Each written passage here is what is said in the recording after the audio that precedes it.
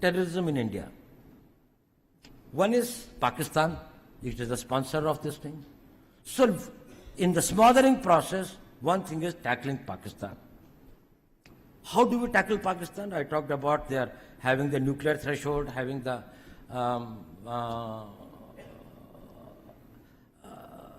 strategic weapon systems, missiles, strategic partnership with China. India is having a long border with China and Pakistan. How do we tackle with it? You know, we engage an enemy in three modes. One is a defensive mode. That is, you see all the chowkidars and chaprasis outside. That is, if somebody comes here, we'll prevent him. We will defend this. One is the defensive offense.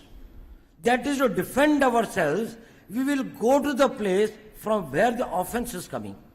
And third is the offensive mode, where you go outright. Nuclear threshold is a difficulty in the offensive mode, but not in the defensive offense. While we are working today only in the defensive mode. Now, when we come into the defensive offense, then we start working on the vulnerabilities of Pakistan. It can be economic, it can be internal security, it can be political, it can be their isolation internationally, it can be their this thing like that, of exposing their terrorist activities, or it can be anything. It can be defeating their policies in Afghanistan, making it difficult for them to manage internal political balance or internal security. I'm not going into those details.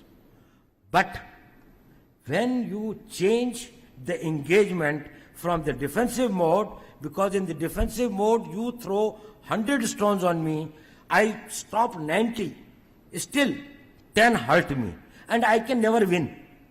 Because either I lose or there's a stalemate.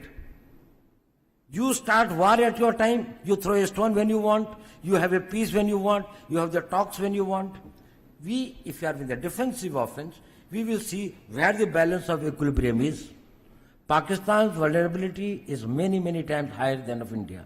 Once they know that India has shifted its gear from the defensive mode to defensive offense, they will find that it is unaffordable for them. You can do one Mumbai, you may lose Balochistan.